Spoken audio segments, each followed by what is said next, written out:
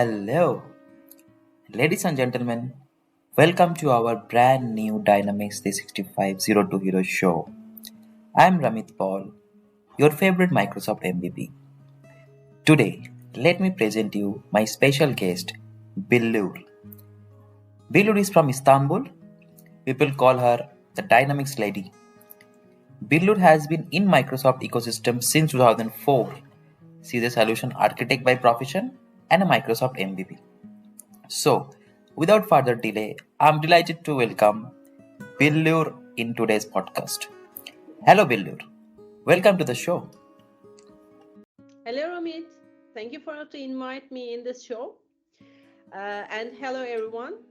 I'm very glad to be here. So, before we start, I would like to introduce myself, how I started, uh, and how I continue, and how I become an MVP. Um, because this is very commonly asked to me by the new joiners and how they can start, how where they can start.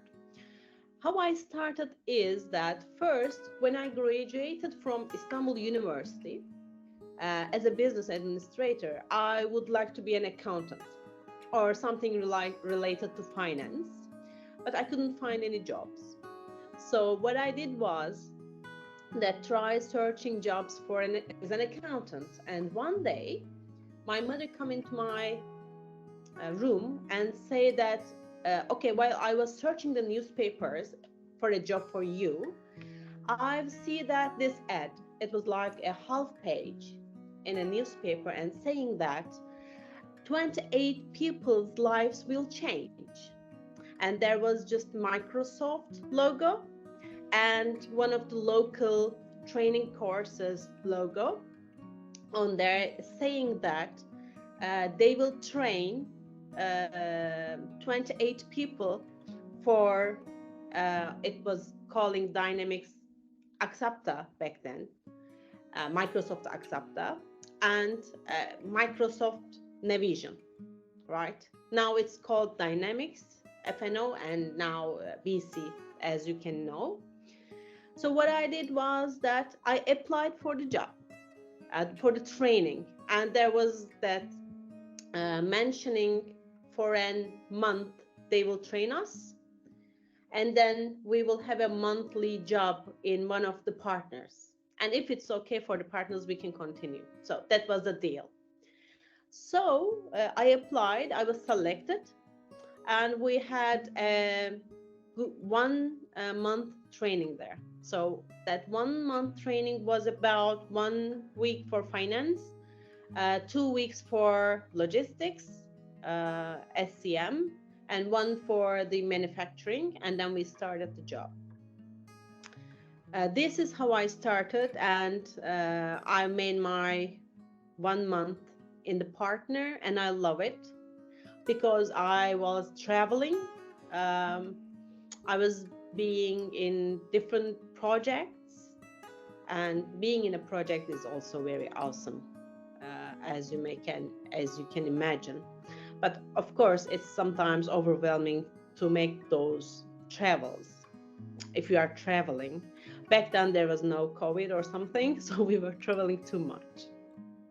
I have flied in the first, I don't know, 5 years, like 600 flights I took. And then um in Microsoft Accepta or then AX, you can see that you are able to know everything. So what I was doing is I was doing just not finance. Now I'm doing mostly finance, but then I was doing finance, I was doing SCM, I was doing manufacturing, I was doing HR, and almost everything except for the development part because I cannot write a single code. While I was in the university, we were having the technology classes, right? And I have even given a homework on ERP. This is how I know what an ERP is back then. And there was also, we were learning SQL, and I was like, what I'm going to do with the SQL. So I'm going to be an accountant, right? But I just jumped into a technology, into IT business. But still, I could not write even one single code and still can't. And that was my luck. So I was thinking what I'm going to do. It's very important for me to understand to write the code, but I cannot. So I married a developer. So I found the best developer in the world for me and then married him. So it was easy me to manage the development part as well. So for example, if a developer tells me that this cannot be done, then I go and bring him and ask him if it's possible or not. So this is how I'm managing. But now in these days, it's a little bit harder to manage all the finance, SCM, manufacturings all together because now Microsoft Dynamics FNO is like a huge thing. In every part, in every 3 months, new things are coming into the system. Even some modules are rising. Some integrations, and there's now Power Platform objects. So it's not easy to manage everything. So I have to select one of the modules. This is why I selected finance. And time to time, during doing the projects, which I have been in more than 40 projects since 2004, I know that something was missing. Okay, I was good in managing the projects, doing them, to do the consultation, to project managing, and etc. Something was missing. What I was doing is I like teaching people things I love. In the project, the best one, the best phase is the training part. So one day, something special in my life happened, and that affects my life. So I was just saying that okay, I have to give a stop a little bit to do the projects and do something else. Then what I did was that I have finalized my certifications first. So I already have a finance, so MB 310. Then I go for 300 and then 700 and become a really a solution architect which has its certifications. And I learned a lot during having the certifications because although you do the same things, what you have to do is to learn what's new in the system. So certifications do also help for that part as well. Then I say, if I love to train people, why not to be an MCT? So I applied for an MCT, take the courses, Yeah. and then I become an MCT. Now I can train. I can do whatever I like to do. Yeah. Then I was still missing things during I was searching for more. I see that there is a Dynamics community platform, right? I always use that in a way or another. I was always searching for answers time to time because you cannot know it all. So when you go for a project and a customer asks you something, if you cannot find the solution in documentation, or even you have an issue that you have in the system and you want to ask to someone who is better than you, or maybe not better but has experience, I was always searching the internet, you can say, right? And there's always rising me, it's either Ludwig or it's either Andre, right? Yeah. Because they are both finance mostly, and I really adore them. So I really like them. They were like my heroes, we can say. And then when I start reading, I say, why I'm not replying? Now it's time for me, and I have time to reply because it's easy to reply if you know something, especially if that happened to you, if you have that experience, so that we can help rather than always waiting someone else to help. So this is how I started the Dynamics community posts. And then I say Yeah. that, okay, I always write to do a blog, right? Why not to create a blog in the community and uh, write down the blogs there? And I was always hearing, okay, about the MVP thing, but I didn't know what an MVP is. I only know that it's an awesome thing. To be an MVP is an awesome, but I didn't know the details. So I read what an MVP is and still had questions. So I asked Andre Klavan and what an MVP is, and he explained me. Actually, I think he is a wonderful MVP because he helps always. Yeah. And told me that being an MVP is not about the best, to be the best, is about helping people of the community. And it was good for me because I was already doing that. So nothing has been changed since we talked with Andre. I keep on going, helping people through community. Of course, I was doing my blogs. I don't know. I started just taking some videos and exit from, and somehow it's been seen from across the oceans from America while I'm living in Turkey, in Istanbul.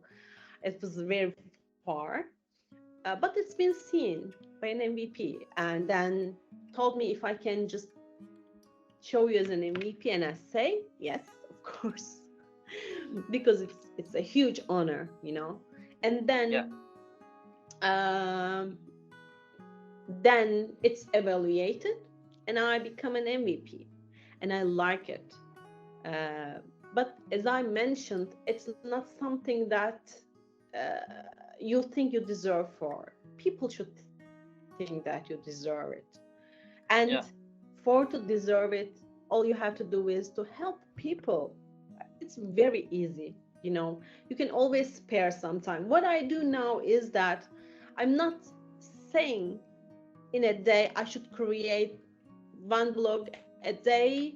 I'm not saying that I should spare half um, an hour in a day. When I see it, when I see the issue, if I know it, I just reply in 3 minutes or 5 minutes. That's it. So this is something that everyone can do. The important thing here is that if it's something that you like to do, right? Yeah. So this is how I become an MCT, how I become a solution architect, and how I become an MVP um, so far. So for the new ones who try to be in this dynamics world, what I can offer is that please use the documentations. I know that Microsoft, because I'm reading, because every time it's been updated. So use Microsoft documentations and then use Learn efficiently, because in Learn there's also virtual machines that you can check for, and you can do everything there. So you can use the virtual machines now in the Learn. Do your certifications, and certifications are really important for Microsoft to understand who you are, right? And also the people.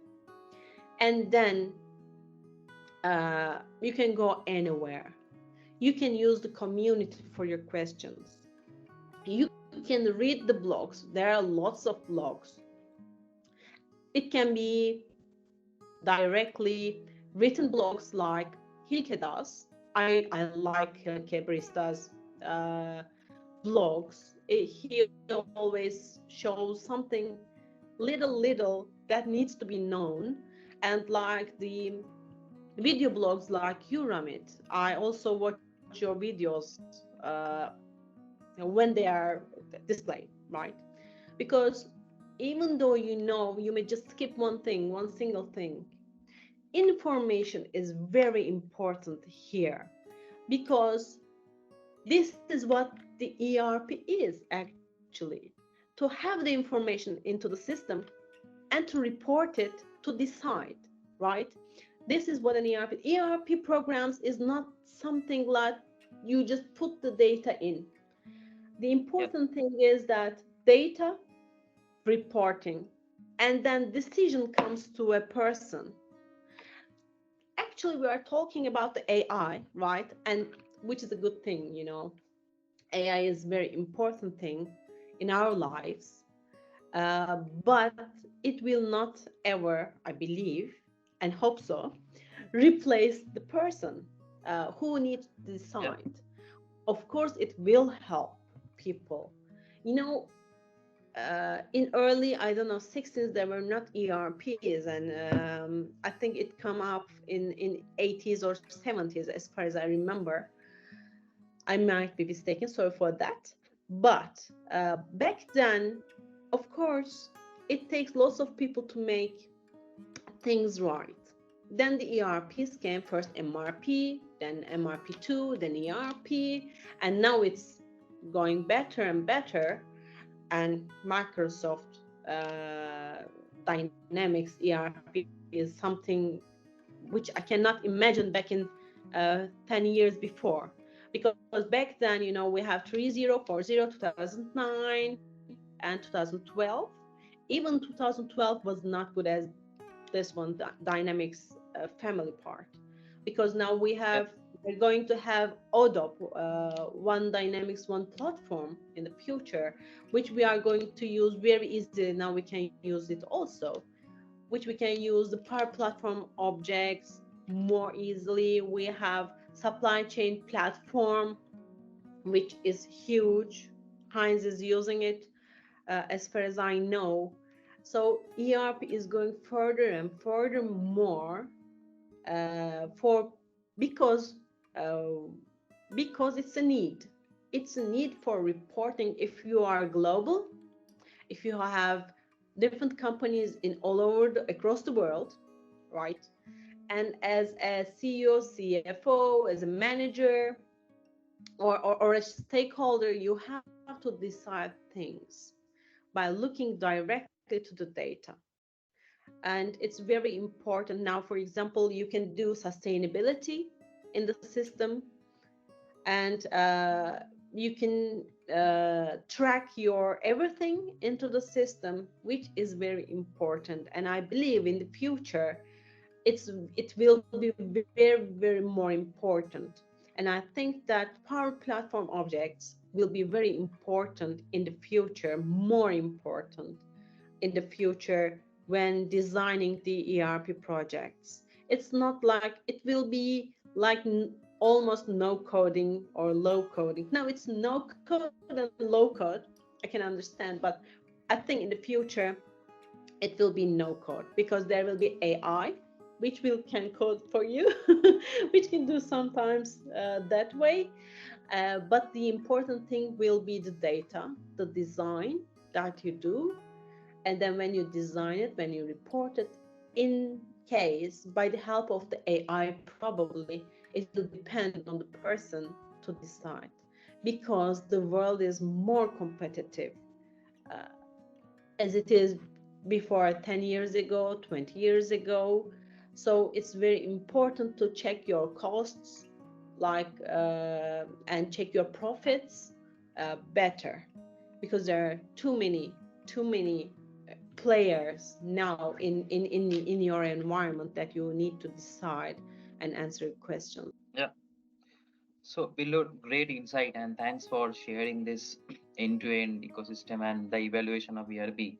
Since you have mentioned about the impact of dynamic system community and how it impacted you and how it impacts the other people, I have one question. After becoming the MVP, so what responsibility increases to help more, or what responsibility you feel that increased after you becoming the MVP? Actually, as I mentioned, I like helping people. I always helped people before becoming an MVP. Even I start posting the community. I was just helping my Turkish community. I have raised new consultants, which become to good places now. But as I mentioned, what I would like to do is to do what I do, and I still continue the same thing. The only change applied is that I have this badge now. So yes, of course, the responsibility rises because you have to act the same way, the correct way always. So now you have a badge, you have that title of being an MVP. So what it does is that, for example, if I don't reply anything for that day, I feel responsible, right? Because it's not like just being asked from community. Um, People start asking from LinkedIn as well. So I try to reply as much as I can from LinkedIn, or they can send directly me emails on how they can do it. If I can help, I'm asking them, okay, you can do it this way. Or I say that, okay, I don't know this question's answer. You can directly ask from the community, and they can help you probably. Um, but as I said, yes, I feel more responsible, um, even though I'm doing what I like, and I'm trying to give more to my community now. Great, fantastic. Villur, as you mentioned, the evaluation of ERP, and this is going to be changed in low code, no code, and no code. So, what about the consultant who is, since we also work in a orthodox way, a traditional way, the functional people will take the design, will do some design, and the technical people who develops, they will do the coding. So, what about this traditional approach that who does functional design, what they will do, what they need to adopt in part of future, and what the technical people who only responsible for doing the coding, what they need to do, or what they need to adopt, in future days. So what is your suggestion? Okay, this is what I'm discussing with my husband as well, because he's a developer. So he may lose his job. No, of course not. He will not lose his job. So, as you know, Ramit, um, as a consultant, I have to know, I have to understand a bit of code, right?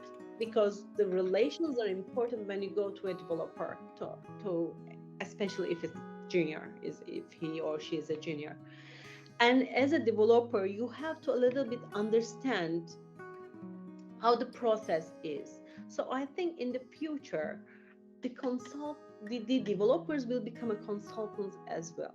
You know, uh, in the last, for example, 2012, 2009, we were doing too many developments into the system because there were some missing modules like exports, imports, some logistic parts, and doing reports into the system. For example, now we are not doing any reports into the system or amending the reports unless it's too needy. If user just insists on some columns to add.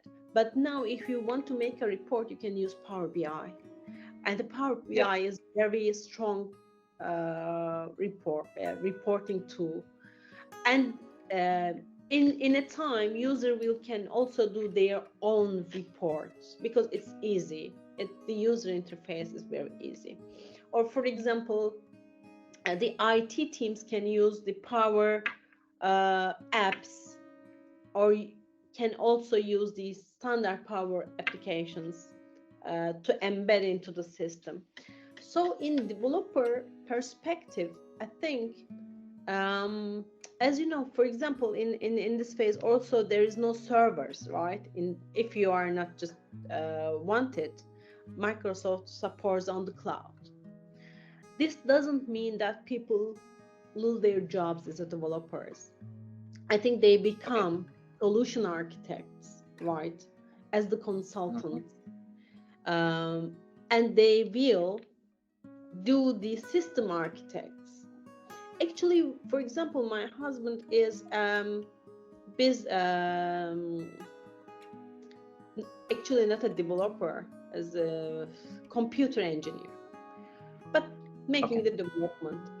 But actually, I think computer engineers should not develop code. It's for developers, and they should be the architects of the system. They should be the engineers, right?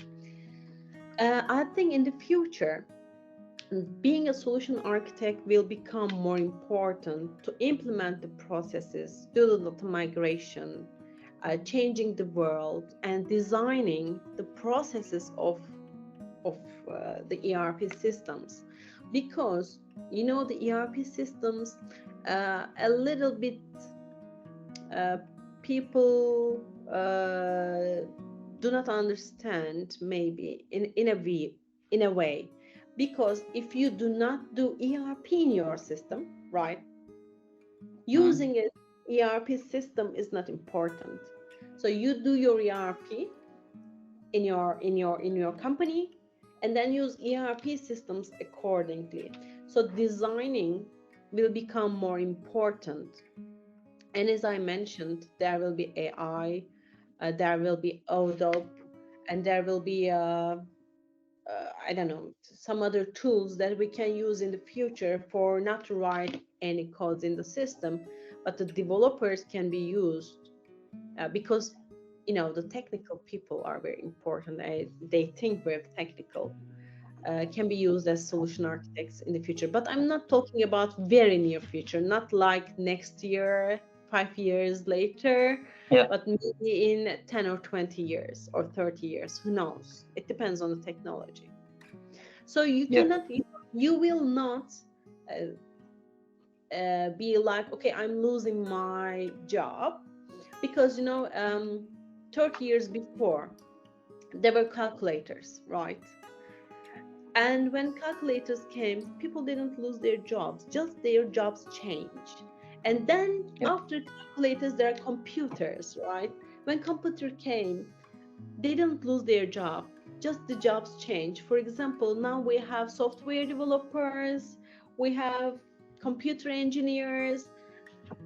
For example, if there were five accountants and one developer, now there are three accountants and three developers. So Yeah. people have to decide on what they want. For example, my son wants to be an doctor. Okay, now he wants to be an YouTube YouTuber, right? Yeah. So just job change. So he will find something, hopefully, and get rich. Ah, great. Awesome. Awesome. Awesome insight, Billur. There has been a lot of insight you have given for the futures and all. One last question, Billur, for you. That being a wife, being a mother, and being you are working in a industry, and like it is a industry, like you have to be very much the client centric, client facing. You have to discuss something with client. But apart from this, how do you manage helping people day in and day out? So what is your suggestion? That some people says, okay, if I don't get time to help people, so that's why I don't help people. So how do you manage in that area? Okay, let me tell you how I manage, with explaining how I daily start. So I wake up at 6 o'clock. All right. When I first wake up, I directly look into my emails and check out the community emails, right? If there's something that I can understand, because when I wake up, there was like 35 to 40 emails from the community. But for example, there can be just one or two that I can reply. So I reply them quickly. And then I wake up my son at 6:30, prepare breakfast, and then prepare him to school, and left him to school. And when I'm back to home, it was like 8 or 8:15. Then I go into the emails that I have, and if there's any new one that I can reply, I reply them. And I go into LinkedIn, right? I'm checking if I have any questions regarding anything that I can check, and just post a couple of things in LinkedIn. Then at 9 o'clock, I start working till 12. And at 12, I have lunchtime. I prepare my lunch and just check out my emails, my personal emails, if they something that I can reply, and I reply them. And then an hour later, I start working again until 6. At 6, what I do is that finalize my job and then check out my emails and look for if something that I can reply. And if there's like three or four, it's not like hundreds a day because I'm not the only one. Komi has replied, you have replied. Most of them have already been replied before me, even before me. So I'm just checking if they are the correct answers, if something that has not been replied, so I apply them. And then if I have time, uh, what I do is write a blog, and in the weekends I can just take one video accordingly. If I would like to join in the weekends, not in the weekdays, unfortunately, but in the weekends, if there's something, some event been happening, I'm trying to be in there as much as I can. If as a speaker, yes, I do it as a speaker. If I cannot do it as a speaker, I just attend to listen, to learn new things and how it's going to be. So I believe that it's not taking too much time. You cannot say that you cannot spare, I don't know, 15 or 20 minutes for this purpose, because it's not like replying everything, just replying the ones that you can. And I also ask questions in the dynamics community. It's not like I'm replying, but if I have a problem, if something that I cannot solve it, I directly put it into the system and wait for the replies. If there is something that I really want in the system, I'm using ideas portal of Microsoft and saying that, okay, my customers mostly need this kind of a solution. Can we put it in directly into the system? So I don't think that it's something hard to manage. You replying the questions part. You don't have to write a blog. You don't have to do the video blogs, but you can do something for the community. It's not that hard. As you mentioned, I'm also working. Okay, 5 days a week. I'm a mother. I'm a wife. Even if I can do, right, you can do as well. Great. Super. After hearing Billur from this session, I must suggest this session to every woman, not only women, every man, that whenever they say there are problems in my life, I cannot do that, I cannot help anyone, so they should watch your story. How do you manage the time and everything? Apart from that, you are, and also you're looking so beautiful. Yeah. So Thank you. so managing One everything. thing, one thing I cannot do is that I should take into my life is the sports. I don't do any sports, Yeah. but maybe in the future. Yeah, but surely this suggestion and this video, if a sportsman also can see that how you are managing your life, and how you are inspiring the others, like they will surely get motivated by looking at your timeline and whatever you are doing now. So hats off to you, Billur. Thanks for sharing this insight. Personally, I got very motivated after hearing you. So I will definitely give more time into the community after hearing you. So thanks, Villur. Thanks for your time. It's really appreciated. And I wanted to forget to congratulate in person. I said you congratulations in LinkedIn in other forum, but in here did not. So heartiest congratulations, Villur, for becoming the new MVP. I hope you will continue this forever. Just continue to do that, whatever you are doing. Okay. Wish you all the best, Villur. Thanks for your time. Thank you, Ramit, and thank you for everyone who is listening. We are waiting for everyone. We need support from everywhere, of course. for our Yes, we community. need people. We need people like you. Thank you so much, Billur, once again. Thank you. Have a nice day, Billur. Thank you. Bye. Bye. Cheers. Bye. Bye. So, ladies and gentlemen, what a session this was. This was Billur for you. Billur has talked about many things in ERP industry, like the future of AI in the ERP and the impact, the low code, no code importance in the ERP, and what are the futures of a developer and a functional consultant for the low code and no code evolving era. She has also talked about Microsoft Learn, Microsoft Dynamics 365 community, how the community became the part of life for us. Okay, and also she has talked about reading blogs and learn efficiently.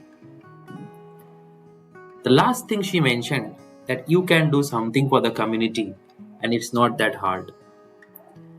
We wish Billur all the best for our future endeavors. Thanks for watching.